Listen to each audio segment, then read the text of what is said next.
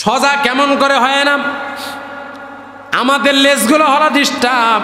ভোটের আগের দিন যদি একখানে 1000 টাকা যদি আমি পকেটের মধ্যে পাইছি, তুই আমার যোগ্য নেতা। মনে রাখবেন, জামাতে ইসলামী হয়তো আপনাকে পকেটে টাকায় ঢুকায় দেবে না, কারণ জামাতে ইসলামী এসেছে ওই ডাক্তারের ভূমিকায়। যদি আপনি চিকিৎসা নিতে যান, যদি আপনার ক্যান্সার অপারেশন যদি করতে চান, তাহলে আপনার নিজের সব পরীক্ষা নিজের টাকা দিয়ে আপনাকে পরীক্ষা করতে হবে। ওই পরীক্ষাগুলো রিপোর্ট করবে, ওই রিপোর্টটা দেখানোর জন্য আপনাকে ডাক্তারকে টাকা দেওয়া লাগে। আবার আপনার পেট কেটে অ্যাপেন্ডিক্স ভালো করবে, এই ছুরিটা যে আছে এটারও টাকা আপনাকে দেওয়া লাগে। তার মানে হলো, যদি আপনি সেবা পেতে চান, আপনাকে টাকা দিয়েই সেবা করতে হবে। কথা বলেন ঠিক কিনা? যদি না পারেন, অন্তত নিজের সমর্থন দেয়া হলো জামাত ইসলামী ইসলামপন্থী দলগুলোকে সাপোর্ট করতে হবে। রাজি আছি তো নাকি ইনশাআল্লাহ? আল্লাহ রাব্বুল আলামিন বলেছেন, তোমাদের জান, তোমাদের মালগুলো ব্যয় হবে ইসলাম কায়েমের জন্য, দিন ইসলাম কায়েমের জন্য তোমাদের সম্পদগুলো ব্যয় হবে। উল্টা যদি তোমরা ভোটের আগের দিন 500 টাকা 1000 টাকার বিনিময়ে যদি তোমাদের ভোটটা ওই চাঁদাবাজদের কাছে যায়, তোমাদের ভোটটা যদি চোরদের কাছে যায়, তোমাদের ভোটটা যদি ওই দুষ্কৃতীর কাছে যায়, এর ভোগান্তি তোমাদেরকে 5টা বছর কমপক্ষে সহ্য করা লাগবে। কথা বলেন না কেন? অতএব ভুল যা করেছেন, 500 টাকা 1000 টাকার বিনিময়ে নিজের ব্যক্তিত্ব নষ্ট করবেন না, নিজের ইমানটা নষ্ট করবেন না। আপনার নিজের চাহিদাটা দিকে খেয়াল করে। 500 টাকা 1000 টাকা কি কম? এটা একদিনের ইনকাম বা 2 দিনের ইনকাম, এটার জন্য নিজের ব্যক্তিত্ব বিক্রি করব আমি? এটা কি সম্ভব? জোরে বলে, আপনার দ্বারা কি এটা সম্ভব? আপনার দ্বারা এটা সম্ভব নয়, কারণ আপনি একজন মানুষ, আপনি একজন মুসলিম, আপনার দ্বারা এটা সম্ভব নয়।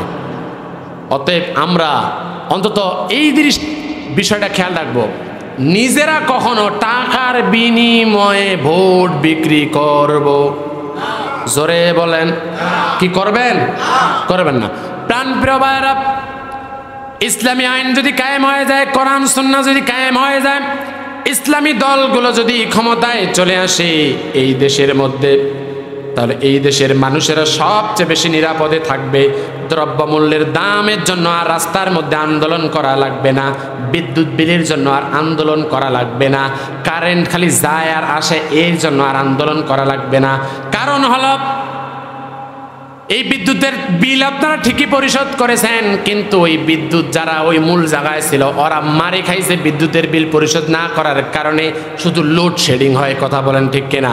আবার এরকম আছে না নেই, বিদ্যুৎ বিল গত মাসে হয়েছে যা এই মাসে তার থেকে বাড়ছে না, হয়তো ফ্যান ব্যবহার করার কারণে বাড়ছে হতে পারে, কিন্তু অনেক বাইরে দেখা যাবে যেই বিলটা স্বাভাবিক তার থেকেও কয়েক গুণ বেড়ে গেছে, এমন হয় না নাই? জামাত ইসলামী যদি ক্ষমতায় আসে, এরকম কোনো কাজ করা হবে না। কারণ হলো, যেই দায়িত্বশীল এই কাজটা করবে, তার কড়ায় ঘন্টায় হিসাব তাকে দিতে হবে। দায়িত্ব অবহেলা করার কোনো সুযোগ, জোরে বলি, নেই। কারণ আমরা সেটা খুব ভালোভাবে ফলো করি। অনেকেই বলে যে জামাতে ইসলামী সেনাবাহিনীর মতো প্রটোকল মেনে চলে। আমাদের যে প্রোগ্রামগুলো আছে, ইউনিয়ন পরিষদে আমাকে ডাকানো হলো, মিটিং, চিঠিতে লিখছে 10টা, আমি জাস্ট 10টায় চলে গেছি, আগেই 5 মিনিট আগে। 10টা নাই, 11টা পরে মিটিং শুরু। আমি বলে, চেয়ারম্যান সাহেব, এটা কী ব্যাপার? হুজুর আপনি জানেন না, আমাদের 10টা ওই 11টায়। আমি বলছি, তাইলে খবরদার, সামনে আমাকে অন্তত আগেই বলবেন, আমাদের সময় 10টায় তো 10টায়।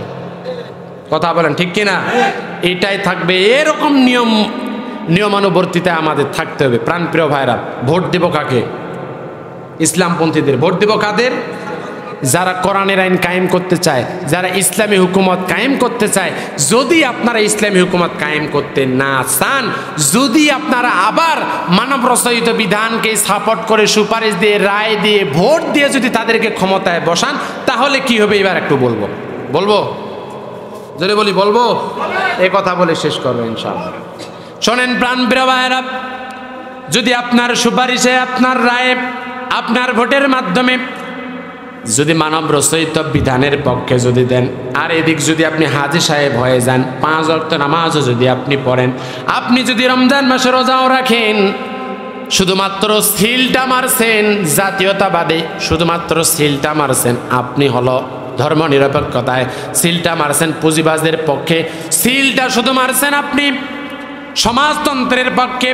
এটা করার কারণেই জাতীয়তাবাদ, ধর্মনিরপেক্ষতা, পুঁজিবাদ, সমাজতন্ত্র যদি ক্ষমতায় আসে, এরা কোরআনের আইনটা কায়েম না করে ওই সংসদের মধ্যে মানব রচিত আইনগুলো যখন কায়েম করে দেবে, আপনার এই সুপারিশের কারণে, আপনি কোরআনের বিরুদ্ধে চলে যাওয়ার কারণে আপনার আমার অবস্থান হবে ওই আব্দুল্লাহ ইবনে উবাইয়ের মতো, তার সাথে হবে জাহান্নাম। কথা বলেন ঠিক কিনা? আপনি জিজ্ঞাসা করতে পারেন, আমি তো নামাজ পড়ি, আমি তো হজ করি, আমি তো যাকাত দেই, রমজান মাসে রোজা রাখি। প্রাণপ্রিয় ভাইরা, তাহলে বলবো দেখেন আব্দুল্লাহ ইবনে উবাই ইবনে সুলুল আমার রাসূলের সাথে জামাতের সাথে নামাজ আদায় করেছে, হজ করেছে, উনার সাথে একই সাথে উমরা হজ করেছে, তাহাজ্জুদ নামাজ পর্যন্ত পড়েছে, রমজান মাসে রোজা করেছে, ইতিকাফ করেছে। শুধুমাত্র ইসলামী হুকুমত, কোরআনের আইনগুলো কায়েম হোক, এটা সে চায় নাই। যার কারণে ওহুদের ময়দান থেকে 300 জন সেনানিয়া যখন ভেগে গেছে, মুনাফিকের সর্দার হিসেবে পরিচিতি পেয়ে গেছে। কথা বলেন ঠিক কিনা? সে ব্যক্তিরা যখন মারা গেল, তার সন্তান এসে নবীজিকে বললেন, ও নবীজি, আমার বাবার জন্য 2টা ওসিয়ত। 1 নম্বর, আপনার জুব্বা দিয়ে আমার বাবার কাফনের কাপড় দিয়ে বানাবেন, আর আপনি নিজেই জানাজা নামাজ পড়াবেন। রাসূল পাক সাল্লাল্লাহু আলাইহি ওয়াসাল্লাম 2টি কাজই করলেন, জুব্বা মোবারক কাফনের জন্য দিলেন, আর তার জানাজা নামাজে নিজে দাঁড় হয়ে গেলেন। প্রথম তাকবীর শেষ, দ্বিতীয় তাকবীর শেষ, তৃতীয় তাকবীরের পর যখন আমরা দোয়া করি আল্লাহুম্মা গফির লানা হাইয়িনা ওয়া মাইয়িতিনা ওয়া শাহিদিনা, এই দোয়া পড়ি কি পড়ি না? এই দোয়া যখন পড়বে, এমন সময় আল্লাহ রাব্বুল আলামিনের প্রিয় ফেরেশতা যিনি ওহী নাজিল করেন, জিবরাইল আলাইহিস সালাম আয়াত নাজিল করলেন, ইস্তাগফির লাহুম আও লা তাস্তাগফির লাহুম ইন তাস্তাগফির লাহুম 70 মাররাত। ও আল্লাহর রাসূল, 1 বার নয়, 2 বার নয়, যদি আপনি 70 বারও যদি এই আব্দুল্লাহ ইবনে উবাইয়ের জন্য দোয়া করেন, আল্লাহ রাব্বুল আলামিন সেই দোয়া কবুল করবে না। আমার নবীজি কি রহমতের নবী, দয়ার সাগর, তিনি এবার চিন্তা করলেন, যেহেতু 70 বার দোয়া করলে যেহেতু কবুল হবে না, 71 বার দোয়া করার জন্য যখন উনি সিদ্ধান্ত নিলেন, এরপরে বাকি আয়াত আল্লাহ তাআলা জিবরাইল আলাইহিস সালামের মাধ্যমে নাজিল করে বললেন, ফালাইয়াগফিরাল্লাহু লাহুম। আল্লাহু আকবার। এখানে আলেম ওলামা রয়েছেন, ফা মানে অতঃপর, লান মানে কখনোই, ইয়াগফির মুজারের সিগা, মুজারের সিগার পূর্বে যদি লান আসে, অর্থ হবে কোশ্চিন কালো সম্ভব নয়। আল্লাহ তাআলা বলেছেন, হাত্তা ইয়ালিজাল জামালু ফি সাম্মিল খিয়াত। উট একটা বিশাল প্রাণী, এই উট যেদিন ওই ছোট্ট সুয়ের ছিদ্র দিয়া প্রবেশ করবে, এটা যদি প্রবেশ করা সম্ভব হয়, সেই দিন ওই বান্দাদের দোয়া কবুল করা হবে। অতএব ওই ছোট্ট সুয়ের ছিদ্র দিয়া উট যেমন কিয়ামত পর্যন্ত প্রবেশ করানো যাবে না। যারা দিন কায়েমের বিরুদ্ধে স্লোগান তুলবে, কোরআনের আইনের বিরুদ্ধে সমর্থন দিবে, রায় দিবে, সুপারিশ দিবে, ভোট দিবে, এই সমস্ত ব্যক্তিরা যদি মারা যায়, রব্বুল আলামিন বলছেন তারা মুনাফিক, তাদের জন্য যতই দোয়া করা হোক এই দোয়া কবুল হবে না। নাউজুবিল্লাহ। এই দোয়া কি হবে না? কবুল হবে না। এরপরে কঠিন আয়াত আল্লাহ তাআলা নাজিল করে বললেন, ওয়ালা তুসাল্লি আলা আহাদিম মিনহুম মাতা আবাদা ওয়ালা তাকুম আলা কবরি। হে রাসূল, আপনি তো আজকে সিদ্ধান্ত নিয়া এই আবু লাহাব, এই আব্দুল্লাহ ইবনে উবাইয়ের কবরের সামনে তো আপনি আসছেন, আপনার উম্মতের জন্য আমি ফরজ করে দিলাম, কোন ফাসিক বান্দা, কোন মুনাফিক বান্দা যদি মারা যায়, ওই মুনাফিক এবং ফাসিক বান্দার জানাজা দোয়া তো দূরের কথা, তার জন্য কবরের সামনে দাঁড়ানো জায়েজ নাই। কত বড় সে আব্দুল্লাহ ইবনে উবাই জাহান্নামের তলদেশে যাবে। আল্লাহ রাব্বুল আলামিন বলছেন, ইন্নাল মুনাফিকিনা ফিদ দারকিল আসফালি মিনান নার। এই মুনাফিকের অবস্থান হবে জাহান্নামের তলদেশে। প্রাণপ্রিয় ভাইরা, অথচ আব্দুল্লাহ ইবনে উবাই নামাজ পড়ে, রাসূলের পিছে নামাজ পড়েছে, হজ করেছে, যাকাত দিয়েছে এবং কি ইতিকাফ করেছে, তারপরও সে মুক্তি পাবে না। বলুন তো দেখি, আপনিও যদি ঠিক একইভাবে হন, কোরআনের বিরুদ্ধে যদি আপনার সিলটা মারেন, ইসলামপন্থীদের বিরুদ্ধে যদি সিলটা মারেন, আপনার আমার অবস্থা আব্দুল্লাহ ইবনে উবাইয়ের মতো হবে কি হবে না? কেন হবে? কারণটা হলো আপনি কোরআনের আইন 500 আছে, এই কোরআনের আইনগুলো চাচ্ছেন না। যদি ইসলামী দলগুলো যদি ক্ষমতায় চলে যায়, কোরআনের আইনগুলো কায়েম হয়ে যাবে। আর অন্যান্য মানব রচিত আইনের দলগুলো যদি ক্ষমতায় চলে যায়, কোরআনের আইনগুলো কায়েম হবে না। এবার বলুন প্রাণপ্রিয় ভাইরা, আপনার সমর্থন, সুপারিশ আর আমার মায়েদের সুপারিশরা ভোটের কারণে যদি ইসলামপন্থীরা যদি ক্ষমতায় না যায়, আর যদি মানব রচিত আইন সেকুলারিজমরা যদি ক্ষমতায় চলে যায়, বলেন তো দেখি ইসলামী আইন দিয়ে চাইল না, সে মুনাফিক হয়েছে কি হয় নাই? জোরে বলেন। এবার আপনারা বলবেন নামাজ পড়ি, রোজা রাখি, হজ করি, যাকাত দেই। নামাজের কথা রব্বুল আলামিন মাত্র বলেছেন 82 বার। ওই নামাজের মধ্যে যাকাতের কথা আল্লাহ বলেছেন 32 বার। রোজার কথা ডাইরেক্ট বলেছেন 1 বার, সাপোর্টিং সহ আরো হলো 2 বার, মোট হলো 3 বার। কোরআনুল কারীমের মধ্যে 540টি রুকু আছে, তার মধ্যে শুধুমাত্র রোজার কথা সূরা বাকারা 23 নম্বর রুকুটার মধ্যেই শুধু বলা আছে, আর কোন রুকুতে বলা নাই। প্রাণপ্রিয় ভাইরা আমার, শুধু নামাজের কথা 82 বার, এরকম করে রোজার কথা 3 বার, আরো আপনি যাকাতের কথা 32 বার। ওই 82-এর মধ্যে হজের কথা আরো কয়েকবার। হিসাব করে দেখবেন 100 আয়াতের বেশি নয় আপনি এগুলো মানতেছেন। বাকি আয়াতগুলোকে আল্লাহ তাআলা কি বলেছেন কোনোদিন মানার জন্য, জানার জন্য চেষ্টাও করলেন না। আল্লাহ যে কোরআন পাঠিয়েছেন ইসলামী হুকুমত কায়েমের জন্য, দেশটা কোরআন সুন্নাহ দিয়ে পরিচালনা করার জন্য, এই চিন্তা যদি আপনি না করেন, বলেন তো দেখি আপনার উল্টা যদি সমর্থন ওই বাতিল কোরআন বিরোধীদের পক্ষে চলে যায়, জান্নাত না জাহান্নাম? জোরে বলি, কেমন করে শুনেন। আব্দুল্লাহ ইবনে উবাই তো দূরের কথা, বলুন তো দেখি আমাদের পাশে আমাদের কাদিয়ানী ভাইরা আছে না নাই? জোরে বলি, এরা জান্নাতি না জাহান্নামী? কেন? কোরআন গোটা কোরআন না একটা আয়াত, সূরা আযাবের 40 নম্বর আয়াতের একটা আয়াতের কিছু অংশ, খাতামান নাবিয়্যিন, আল্লাহু আকবার, খ আলিফ তা মিম, এই 4টে অক্ষর কাদিয়ানীরা মানে না। যার কারণে সারা বিশ্বের মুসলিমগুলো একমত কাদিয়ানী কাফের, কাদিয়ানী যাবে জাহান্নামের মধ্যে। অথচ এই কাদিয়ানীরা 5 ওয়াক্ত নামাজ পড়ে, রমজান মাসে ওরা রোজা রাখে, দান সদকা করে, পিতামাতার সেবা যত্ন করে। বলুন তো দেখি এগুলো ইসলামের ভালো কাজ না খারাপ কাজ? অতএব যারা কোরআনকে শুধু 4টা অক্ষর না মানার কারণেই যদি জাহান্নাম হয়ে যায়, কাফির হয়ে যায়, তাহলে এই দেশের মধ্যে কোরআনের আইন চায় না যারা, উল্টা লেনিন, কালমার্স, আব্রাহাম লিঙ্কন আর মাও সেতুনের আইন কায়েমের জন্য ওই সমাজতন্ত্র, পুঁজিবাদ, জাতীয়তাবাদ, ধর্ম নিরপেক্ষতার পক্ষে যারা সুপারিশ দেয়, যারা রায় দেয়, যারা ভোট দেয়, প্রাণপ্রিয় ভাইরা, ওরা কোরআনুল কারীমের অনেকগুলো আয়াতকে অস্বীকার করার কারণে ওরা ডিরেক্ট জাহান্নামের মধ্যে চলে যাবে। কথা বলেন ঠিক কিনা? এবার মুসলিম জাতি আমরা কি জাহান্নামে যেতে চাই? কেডা কেডা চাই তুলেন। আমরা যখন এরকম ওয়াজ করি, ওরা তখন বলে হো তোমাকে জান্নাতের সার্টিফিকেট দিয়া গেল। কথা বলেন ঠিক না? বলে কিনা? ক্লিয়ার কথা বলি ভাই, ইসলামপন্থী বাংলাদেশ জামাতে ইসলামী জান্নাতের সার্টিফিকেট দেয় না।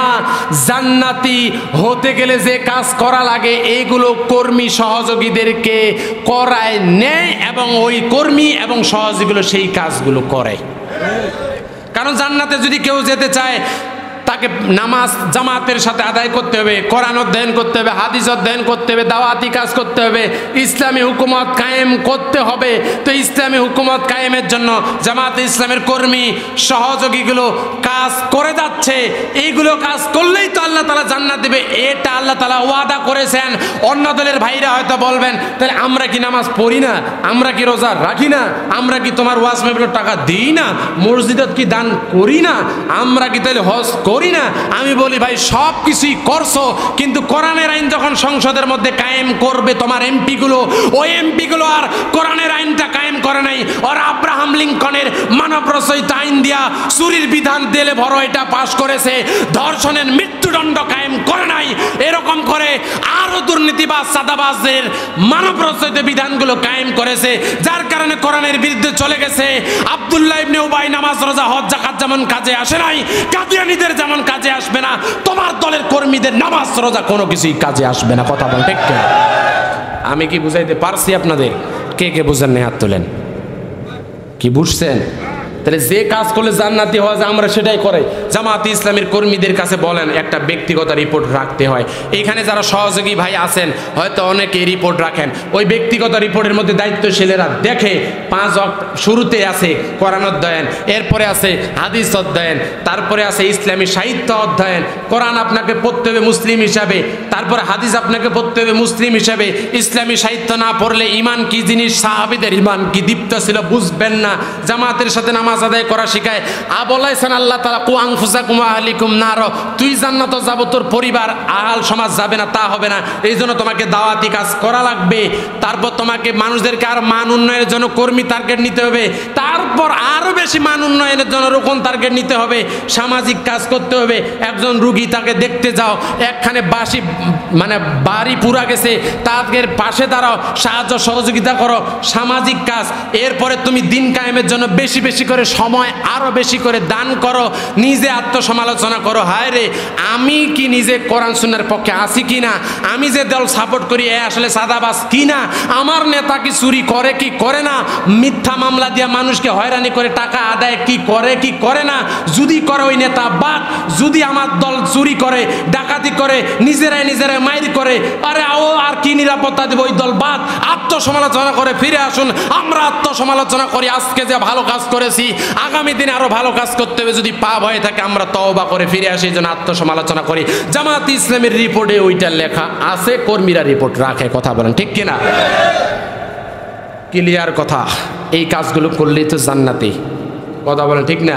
অতএব জান্নাতের সার্টিফিকেট আমরা জোরে বলি, জান্নাতের সার্টিফিকেট দেই না, কিন্তু ধরায় দিই পট্টা ভাই এই পথে আছে জান্নাত, এই পথে কি আছে জান্নাত, এইগুলো মানলে জান্নাত পাওয়া যাবে।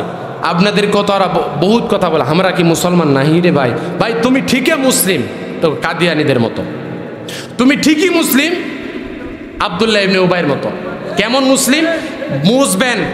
এই পৃথিবীতে ইহুদি খ্রিস্টান নাসারা পৌত্তলিক মুশরিক সব কিছু চীনা ডাইরেক্ট যায়, ইহুদি খ্রিস্টান সব কিছু চেনা যায়, পৌত্তলিক মুশরিক স্পষ্ট চেনা যায়, মুনাফেক কিন্তু চেনা যায় না। মুনাফেক থাকে কোথায় জানেন? মুসলমানদের মধ্যেই, কথা বলেন ঠিক কিনা? সারা পৃথিবীর সবচেয়ে যদি বেশি মুনাফেক দেখতে চান তাহলে আপনাকে 1 নম্বরে যেতে হবে ইন্দোনেশিয়ায়, 2 নম্বরে আসতে হবে বাংলাদেশে, কারণ সারা পৃথিবীর সবচেয়ে সংখ্যাগরিষ্ঠ মুসলিমের দেশ হলো ইন্দোনেশিয়া, 2 নম্বর হলো বাংলাদেশ। অতএব যেহেতু বাংলাদেশ সবচেয়ে মুসলিমের দেশ, অতএব মুনাফেক সবচেয়ে বাংলাদেশের মধ্যেই থাকবে, কথা বলেন ঠিক কিনা? প্রাণপ্রিয় ভাইরা, আপনি ফিরে আসেন, তারপরে যদি ফিরে না আসেন কিছুই করার নাই, তো আপনি তো 2 আর 2 যোগ করলে 4, এটা মানেন না, এটা কি করেন না, এটা আপনি মানেন না। আমি শেষ করব, আপনাদের আর কষ্ট না দিই, 11টা বেজে গেছে। প্রাণপ্রিয় ভাইরা, সব কথার মূল সামারি, আমরা ইসলামের পক্ষেই থাকবো, আমরা ইসলামের পক্ষেই থাকবো। পারবো তো নাকি? ইনশাআল্লাহ, ইনশাআল্লাহ। যে সমস্ত মায়েরা এসেছেন আপনাদের বলি, নারীরা দিন কায়েমের জন্য কি ভূমিকা পালন করেছে একটু লক্ষ্য করে দেখি। দিন কায়েমের জন্য নারীদের কি ভূমিকা ছিল? এই পৃথিবীতে ইসলাম ক্ষমতায় আসুক, নবীজি যখন চিন্তা করতেছেন হেরা পর্বতের গুহায়, ঠিক সে সময় নবীজিকে সবচেয়ে বেশি যিনি সাপোর্ট দিয়েছেন উনি হলেন তার স্ত্রী আম্মাজান খাদিজা। ওই হেরাগত গুহার পর্বতের মধ্যে উঠতেন, পাথরগুলো এত ধারালো ছিল, পাথরের আঘাতে আম্মাজান খাদিজার পাগুলো কেটে কেটে দরদর করে রক্ত ঝরছে। দিন কায়েমের জন্য আমার আম্মাজান খাদিজাও রসুলের পক্ষে ছিলেন এবং ওনাকে সার্বিক বিষয়ে সহযোগিতা করেছেন। মহিলা সাহাবীরাও যুদ্ধের ময়দানে যাইতেন। অনেক ভাইরা এগুলো বলতে চায় না, কিন্তু মহিলাদের জন্য সরাসরি যুদ্ধ করা আল্লাহ তাআলা ওটা রহিত করেছেন বা ওটা নিষেধ করেছেন। কিন্তু বাকি যারা যোদ্ধা থাকবে, যারা ইমানদার থাকবে, জিহাদের ময়দানে গেছে, তাদের সার্বিক সহযোগিতার জন্য নারীরা দায়িত্বে ছিলেন। নারীরা কি ছিলেন? দায়িত্বে ছিলেন। আপনাদের ভূমিকা যে গণতান্ত্রিক পদ্ধতিতে হোক, প্রাণপ্রিয় ভাইরা আমার অনেক ভাই এই জায়গায় আছেন, আমরা অবশ্যই খেলাফত চাই। তবে ঘটনা হলো একটা, এই মুহূর্তে রাসূল সাল্লাল্লাহু আলাইহি ওয়াসাল্লামের সময়ে যে খেলাফতে ছিল, যুদ্ধের একটা ময়দান, সরাসরি যুদ্ধ হইতো তরবারি দিয়া। কি দিয়া? সরাসরি তরবারি দিয়া যুদ্ধ হইতো। আমরা যদি এখন বাতিলদেরকে বলে আসো আমরা আগের জামানার মতোই আমরা তরবারি দিয়া যুদ্ধ করি, তোমরা যদি বিজয় লাভ করো তোমরা দেশ চালাবা, আমরা যদি করি আমরা দেশ চালাবো, করিবে আমরা তরবারি দিয়া? জোরে বলি করবে? তো কি দিয়া করিবে? বন্দুক দিয়া। আমাদের দেশে বন্দুক আছে নাও, আজকে এই জায়গায় সুবি ভাই যদি কয়েকজন আমাদেরকে যদি বন্দুক দিয়া এই ঠাস ঠাস খালি মারিবেন, মারিবেন, খালি গুলি মারবেন, এর যদি খালি ট্রেনিং দেয়, কাইলে সুবি ভাই থাকিবা না। সুবি ভাইয়ের সাথে যতলা আছে এলে গটালায় জেলখানাত। কথা বলেন ঠিক কিনা? আমি কি বুঝাইতে পারছি? গটালায় কোনডে? তা আপনি তো এমনিতেও পারেন না, বন্দুক যুদ্ধ যদি করে ট্রেনিং দেন না, আজকে দিবেন, কালকেই আপনি ঝামেলা শেষ হয়ে যাবে, জেলখানা। তো প্রাণপ্রিয় ভাইরা, আমার কিছু আহলে হাদিসের ভাইরা আছে, অনেক বুঝে তারা, আলহামদুলিল্লাহ এখন বুঝতেছি। কাদিয়ানী আন্দোলন যখন ওই জায়গায় হলো, ওরা যে আন্দোলন ঠিকই যায় ওই চৌরঙ্গীর মোড়ে করছে। আমি বলছি ওই জায়গায় করছেন কেন? এটা জিহাদ করে না, মনে যুদ্ধের ঘোষণা দিয়ে দাও, ওটি কেন গেছেন? হুজুর ওখানে না গেলে হয়, সরাসরি গিয়ে যুদ্ধ হয়, ওইটা গেলেও মাঠটা বন্ধ হয়ে যাবে। তাই আমি বলছি এইটাই পদ্ধতি হলো বর্তমান জামানার। ওই পদ্ধতিটা কি বর্তমান? কারণ এখানে যদি আপনি অবরোধ করে যদি মিছিলটা একটু ভালো চাঙ্গা করতে পারেন, অটোমেটিক প্রশাসনের টনং উড়ে যাবে, অটোমেটিক ওদিক কাজ হবে, বন্ধ হয়ে যাবে। ওই যে মার্চ ফর গাজা হইল না, সমস্ত দল সেখানে মনে করেন যে জামাত ছিল, বিএনপি ছিল, আমার বিএনপির বড় বড় দায়িত্বশীলেরা ছিল, সমস্ত আলেম ওলামার ভাইয়েরা ওই জায়গায় ছিল, এবং কি আহলে হাদিসের বড় একজন শায়েখ হয়ে গেছিল, আব্দুর রাজ্জাক বিন ইউসুফের ছেলে, নাম কি, উনিও ছিলেন। তো ভাই আপনাদের তো জিহাদ যদি করা লাগে তো সরাসরি খেলাফত যেমনি করে কইছে তরবারি যুদ্ধ করেন, ওটা এইখানে আন্দোলন করে কি করবেন? ঢাকায় আপনার স্লোগানে ওই কি যেন বলে, ফিলিস্তিনে যুদ্ধ বন্ধ হবে, ইসরায়েলকে হামলা থামাবে। তখন উনি বলছে ঘটনা ঘটাইছে এই জায়গায়, কিন্তু এর রিয়াকশনটা চলে গেছে ওই জায়গায়। কথা বলেন ঠিক কিনা? ওইটাই হলো বর্তমান জামানার পদ্ধতি। আপনাকে আগাইতে হবে। আপনি থিওরি দেন, আপনি শুধু খেলাফত বলে চুপ থাকবেন ভাই, আপনি থিওরি দেন, কেমনে করে করবেন? পদ্ধতি তো লাগবে, তাই না ভাই? বললাম, কিন্তু পদ্ধতি তো লাগবে। আপনি হ্যাঁ জিহাদ করতে আমি রাজি, আমি আবু সাইদ শপথের কর্মী, আমি রেডি আছি।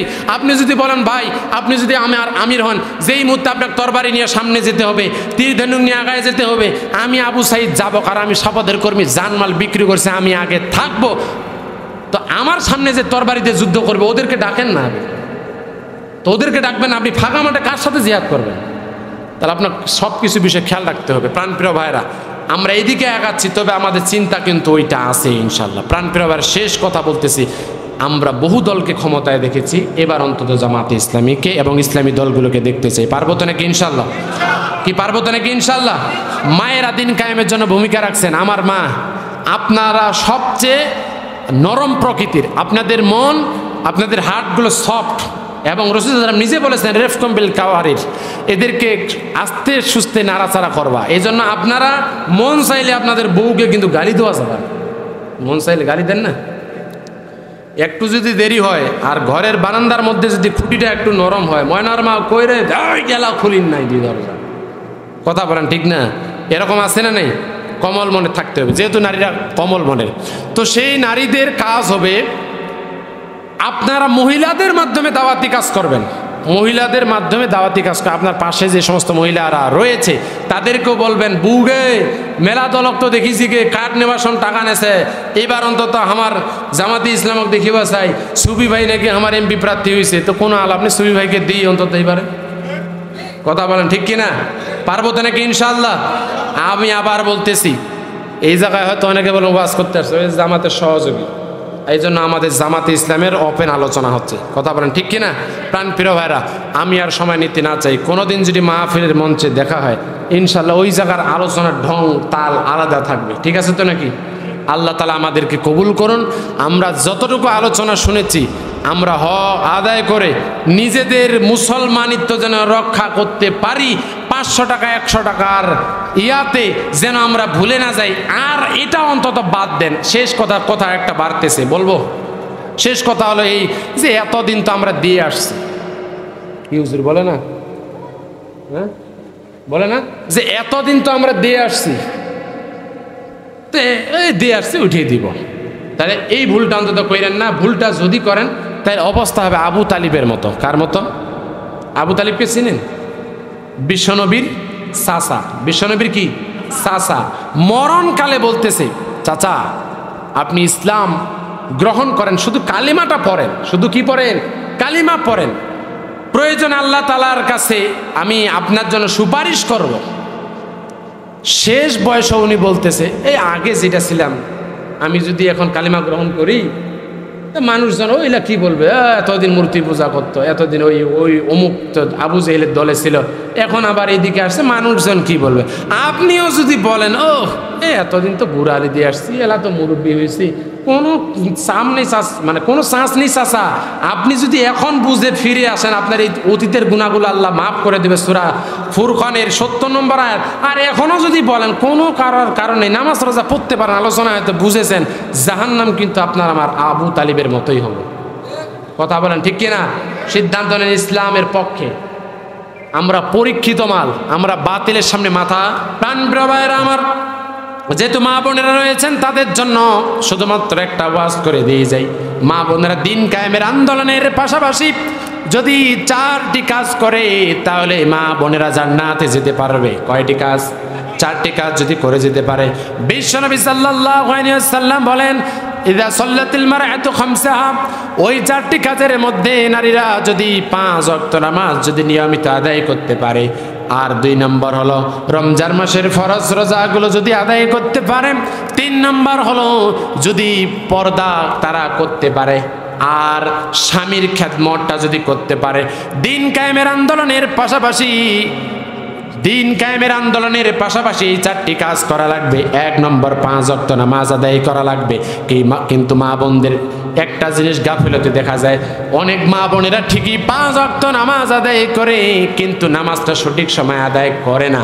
জোহরের নামাজ দেখেন ওদিক 4টা পার হয়ে গেছে, ও গরু বাঁধে, ও কাপড় ধয়, এদিক সোয়া বলে কান্দে। কথা বলেন ঠিক কিনা? প্রাণ প্রিয় মায়েরা আমার, বোনেরা আমার, সর্বপ্রথম আল্লাহ তাআলার ওই দিনকে প্রাধান্য দিতে হবে। আগে নামাজ, তারপরে বাকি কাজগুলো করা লাগবে। রমজান মাসের ফরজগুলো, রোজা, এগুলো মা বোনদের না বললো ওরা পটু, মা বোনদের না বললো ওরা পটু। মা বোনেরা আবার বলে যায়, আজকে হলো মুহররমের প্রথম মুহররম, মুহররমের 2টি রোজা রাখা আপনার আমার জন্য নফল করেছেন। কোন বর্ণনায় এসেছে সুন্নাত। 2টি রোজা। কয়টি রোজা? 2টি রোজা। 9 মুহররম এবং 10 মুহররম, অথবা 10 এবং 11, 2টায় সহিহ হাদিসে এসেছে। সেই সুবাদে আগামী শুক্রবার দিবাগত রাত্রে সেহরি খাইতে হবে। শনিবার একটা রোজা, রবিবার একটা রোজা, অথবা রবিবার একটা, সোমবার একটা রোজা। আগামী শুক্রবার যে হবে ওই দিন রাতে সেহরি খাবেন, এরপরে 2টা রোজা দিবেন। রমজান মাসের ফরজ রোজাগুলো আদায় করবে। এই জায়গায় একটা মাসালা জেনে রাখা ভালো, মা বোনরা যে একটা তাদের আল্লাহ রাব্বুল আলামিন দান করেছেন সেটা হলো প্রিয়। এই অবস্থায় তাদের জন্য নামাজ পড়া সম্পূর্ণ নিষিদ্ধ। এই নামাজগুলো আর কাজা তুলতে হবে না, ওই নামাজগুলো সম্পূর্ণ নিষিদ্ধ। ওই সময় কোনো নামাজ পড়া যাবে না। কিন্তু রমজান মাসের রোজাগুলো ওই হায়েস নিফাসের কারণে, পিরিয়ডের কারণে যে কয়েকটা রোজা কম হয়ে যাবে, রমজান মাসের পরবর্তী মাসে এই বাকি কমতি রোজাগুলো আদায় করা লাগবে। এটা হলো বিধান। 3 নম্বরে হলো পর্দা করা লাগবে। কিন্তু মা, আপনি পর্দা করেন না। এই সমাজের মধ্যে মুরব্বী দাড়িওয়ালা নামাজি ব্যক্তিটাকে দেখেন, যখন মাথায় ঘোমটাটা ওঠায় দেন তখন, এর আগে দেন না, কি হয় না? অথবা এলাকায় হুজুর সাইকেল নিয়ে যাচ্ছে, বেতাল করে ঘোমটাটা ওঠায় দিছে, তার মানে হুজুরের জন্য শুধু জায়েজ নাই, বাকি সবার জন্য। জোরে বলেন। মায়েরা আমার, বিশ্বনবীকে যখন মেরাজের রাত্রিতে দেখানো হলো, অধিকাংশ নারীরাই জাহান্নামী। কারণ এই জাহান্নামী হবে অধিকাংশ নারী, তাদের চুল খোলা রাখে, তারা পোশাক ছোট পরে, এমন পোশাক পরে পিঠ দেখা যায় কিংবা পেট দেখা যায়। এরকম যদি হয়ে যায়, ওই সমস্ত নারীরা কোনো সন্দেহ ছাড়াই জাহান্নামের মধ্যে যাবে। এবার মায়েরা সিদ্ধান্ত নেওয়া লাগবে, চুল ছেড়ে বাইরে বেরানো যাবে না, আপনাকে পর্দা করা লাগবে। বরখা আপনাকে ঢলা ঢালা পরতে হবে। তাই বলে বরখার নামে ফ্যাশন চলবে না, ডানে ফাটা বামে ফাটা, এই জায়গায় ফুল, মাঝখানে এমন চকর বকর দিয়া কালা, আবার সুন্দর করে এমন একটা কি জানি দিছে, ওইটা স্কার্ফ কিংবা হিজাব পরছে, মাঝখানে লিপস্টিক দিছেন, আগত না তাকায় এখন বেশি তাকায়। কথা বলেন না কেন? এটা না হইলেও ঠিক, কথা বলেন। এই কাজ করা যাবে না। মায়েরা আমার, আপনি অবশ্যই লিপস্টিক, লিপ জেল, লিপাইনার, আসকারা, মাস্কারা, ভুরু পেন, মার্সিয়া, ফেস পাউডার, মেকআপ, আর কি আছে, এই যা কিছু আছে সব কিছু ব্যবহার করতে পারবেন শুধুমাত্র নিজের স্বামীর জন্য। কিন্তু আমার মা বোনেরা নিজের স্বামীর জন্য কমে সাজে, নিজের স্বামীর জন্য কম সাজে। বাইরে যাবে যখন, দাওয়াত খাইতে যখন যাবে, বিয়ের দাওয়াত যখন খাইতে যাবে, আর যখন সুন্নতে খাতনা আকিকার দাওয়াত যখন খাইতে যাবে, রে বাপ কাক কয়ে সাজনি। কথা বলেন না কেন? এটাই বাস্তব, এটাই বাস্তবতা। না মা, এটা করা যাবে না। আপনি শুধুমাত্র সাজবেন, শুধুমাত্র সাজবেন আপনার স্বামীর জন্য। আপনার স্বামীর জন্য আপনি করেন, তবে এমন কাজ করা যাবে না যেটা বিকৃত হয়, ভুরু প্লাক করা যাবে না, স্বামীর জন্যও না, এই কাজ করা যাবে না। আপনি এদিকে হয়তো এক হালকা মেকআপ করলেন, লিপস্টিক লাগাইতে পারেন আপনার স্বামীর জন্য, আপনার স্বামী পছন্দ করে, দেখতে ভালো লাগে, আপনি ওইটা করতে পারেন, তবে বাইরের কোনো পুরুষের জন্য নয়। কিন্তু আমাদের তো উল্টা কাজ। কি কাজ? সব উল্টা কাজ। মায়েরা আমার এই জন্য কি করা লাগবে? পর্দা করা লাগবে। বাসায় যখন আছেন, বাড়িতে যদি আপনি কাজও করেন, এখন তো সুযোগ এসেছে, কেমন? মেসকি পরে, মেসকি না, সুন্দর করে মেসকি সেলাবেন, অথবা সুন্নতি জামাগুলো আর 2.5 গজ কিংবা 3 গজ কাপড় নিয়ে একটা হিজাব সেলাবেন, শুধু চোখগুলো না ফাঁকা থাকলো। কাজও করেন, কাজও হইল, পর্দাও হইল। কথা বলেন ঠিক না? তো এই জায়গায় যারা আছেন, আপনাদের বউদেরকে হিজাব সেলাই দিবেন আর ওই সুন্দর পর্দার মধ্যে রাখতে পারবেন সবাই ইনশাল্লাহ। দেখি কারা কারা সৎ সাহস আছে, সবাই একটু দেখি তো। পারবো? ওই ছোট একজন হাত তুলেছে, তো বিয়ে হয়নি রে। বাসা যায়, শাড়ি ওঠাই দেন, শাড়ির দরকার নেই। আমি কই দিলাম হুজুর ফোদা, শাড়ি যদি পরে ওটা অটোমেটিক যেমনি করে সামুলা কোনোটে না কোনোটে বাইর হবেই। শাড়ি পরে নামাজও হয় না। আপনারা এই জন্য হিজাব সিলাই দেবেন, কি পারবেন তো নাকি ইনশাআল্লাহ? আর একটা সুন্নত মানতে হবে। আপনারা তো সুন্নত মানেন না, যার কারণে সমস্যাটা। এই জায়গায় যে সমস্ত ভাইরা আছে, সুন্নত মানবেন তো? কি বললে মানবেন?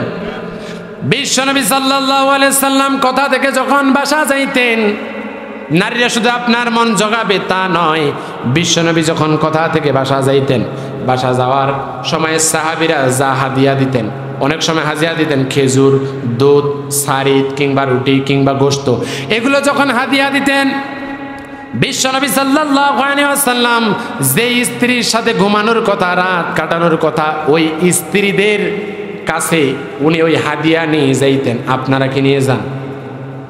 বাজারত বড়ি খান না? বড়ি, পেঁয়াজু, গুলগুলা, ঝালমুড়ি, মিষ্টি পান, আর কি আছে, আর কি আছে, ইত্যাদি ইত্যাদি। আটোয়ারিতে ওয়াজ করতে গেলাম, থানা আমির পাশে বসা, আর কি খান? কয় হুজুর বিড়ি খাই, বিড়ি। এই বিড়ি খাওয়া যাবে না, ঠিক আছে তো নাকি ইনশাল্লাহ? তো বাজারে আপনি যে খাচ্ছেন, আমাদের বলুন তো, মায়েদের মন খুশি করতে বেশি কিছু লাগে? 2টা গুলগুলা আর যদি বড়ি পেঁয়াজ যদি 5 টাকার কিংবা 10 টাকা নিয়ে যান, হয়তো নিজে গুলগুলা হয়ে যাবে। কথা বলেন ঠিক কিনা? অতএব বাজার থেকে এগুলো নিয়ে যাইতে হবে। আপনি তো খাচ্ছেন ফুচকা, যদিও স্বাস্থ্যসম্মত নয়, কিন্তু পছন্দ তো করে, আপনি নিয়ে যান, দেখেন মনটা গুলগুলা হয়ে যাবে, স্বামীর প্রতি মহব্বত বেড়ে যাবে, সমাজ থেকে পরকিয়া দূর হবে। কথা বলেন ঠিক কিনা? এজন্য এই কাজ কি করতে রাজি আছেন ইনশাআল্লাহ? দেখি কে কে পারবেন, একটু হাত তুলে দেখি। পারবেন? হাত কিন্তু অনেকগুলাই তুলছেন। আমি খোঁজ খবর নিব আমার মায়েদের কাছে, ওই নিয়ে যান কিনা এটা একটু দেখতে। কি নেবেন তো নাকি ইনশাআল্লাহ? বাসায় এটা নেওয়াটা হলো সুন্নত। নেওয়াটা কি? সুন্নত। নিয়ে যাবেন, বেশি কিছু লাগে না। আপনি বাজারে এত কিছু খাচ্ছেন, কোনোদিন স্ত্রীটার জন্য নিয়ে গেলেন, এটা হয় না। আচার নিয়ে যাবেন, মাঝে মধ্যে আচার নিয়ে যাবেন। কি নিয়ে যাবেন? আচার নিয়ে যাবেন। এরা পছন্দ করে এটা, এই সমস্ত জিনিস আপনাকে অনেক বেশি ভালোবাসবে মন। এটা সুন্নাত, এটা রাসূল সাল্লাল্লাহু আলাইহি ওয়াসাল্লাম বলেছেন। তো নারীরা পর্দা করবে, নারীরা পর্দা করবে, আর নারীরা স্বামীর আনুগত্য করবে। এইবার একটু আসল জায়গায় আসছি, কথা বলেন ঠিক না? আমাকে অনেকে বলে হুজুর ওয়াজ করতে গেলে এই ওয়াজটা করিবেন কে? কেন মরার বেটি কথা শুনে না? বা হে আছে না, কিন্তু কথা শুনতে চায় না। কেন? আমি যদি বলি এক হয়, ওর কাম নিয়ে ব্যস্ত। আম্মা জানেরা ভালো করে খেয়াল করেন, বিশ্বনবী সাল্লাল্লাহু আলাইহি ওয়াসাল্লামকে একবার ওই বনের পশুরা সালাম করতে আসলেন, সালাম করলেন। সাহাবীরা জিজ্ঞেস করলেন, ইয়া রাসূলুল্লাহ, আমরা আপনাকে সালাম করতে যাই, আমরা আপনাকে তাজিমে সিজদা দিতে চাই। বিশ্বনবী এবার বললেন, ও সাহাবীরা শোনো, মানুষকে যদি সিজদা করা জায়েজ হয়ে যাইতো তাহলে প্রত্যেকটা নারীকে, প্রত্যেকটা স্ত্রীকে রব্বুল আলামিন আদেশ দিতেন সে যেন তার স্বামীকে দৈনিক সিজদা করে। আল্লাহ রব্বুল আলামিন মানুষকে সিজদা করা হারাম করে দিয়েছেন, যার কারণে নারীদের আর সিজদা করা লাগে না। এই জন্য দেখেন কত গুরুত্ব হলে বিশ্বনবী এই কথা বলেন। আপনার স্বামী যদি আপনাকে তার জরুরি কাজের জন্য যদি ডাকে, আপনাকে সাড়া দেওয়া ফরজ। আপনি রান্না করতে গেছেন, এমন সময় স্বামী আপনাকে বলছে, এ আমার জামাটা কোথায়, আমার প্যান্টটা কোথায়, আমাকে একটু চিরুনিটা দাও তো। ভাত রান্না বন্ধ করে স্বামীর দিকে এই কথাগুলো শোনা এবং আনুগত্য করাটার নাম হলো ফরজ, করতে হবে। কিন্তু মায়েরা কি এটা করে? জোরে বলি করে? করে না। এই জায়গায় অনেক মায়েরা পর্দা অনেকে করে, কিন্তু এমনও মা আছে, এমনও বোন আছে স্বামীর মন জোগাইতে পারে না। স্বামীটা নাই বললাম, কথা বলেন ঠিক কিনা? আছে না নাই? এই দিকে খেয়াল রাখতে হবে। বিশ্বনবী সাল্লাল্লাহু আলাইহি ওয়াসাল্লাম বলছেন, ওই কিয়ামতের ময়দানে যখন বিচার ফয়সালা করা হবে, নারীদের কাছ থেকে সাক্ষ্য নেবে তোমার স্বামীর বিষয়ে, তোমার জবাবদিহি কি বা তোমার জিজ্ঞাসা, তোমার কি মন্তব্য কি, সে মত দেবে। আপনার স্ত্রীর মতামত আপনার কাছে নেবে। আপনি যদি মতামত ভালো দেন, আপনার স্ত্রী জান্নাতি। অতএব নারীরা স্বামীর মন জগাইতে হবে। কেমন করে দেখেন, আপনি হয়তো বলবেন আমার স্বামীটা তো অন্যায় করে, জুলুম করে। আমি আপনাকে বলবো, আপনার স্বামী তো ফেরাউনের থেকেও বড় জালিম নয়, ফেরাউনের থেকেও তো বড় স্বৈরাচার নয়। ফেরাউনের স্ত্রীর নাম আসিয়া আলাইহিস সালাম।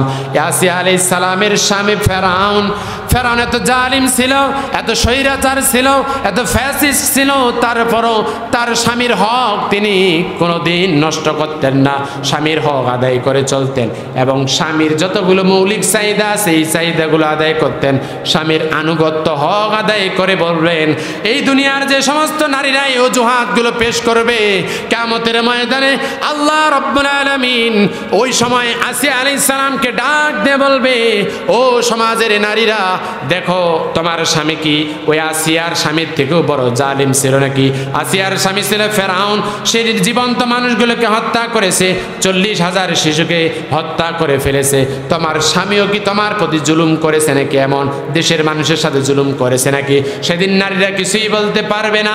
না বলার কারণে ওই সময়ে প্রাণপ্রিয় ভাইরা আমার, আল্লাহ তাআলা বলবেন, খুযুহু ফাগুল্লুহু, ধরো আর ওই সমস্ত নারীদেরকে জাহান্নামের মধ্যে নিক্ষেপ করো।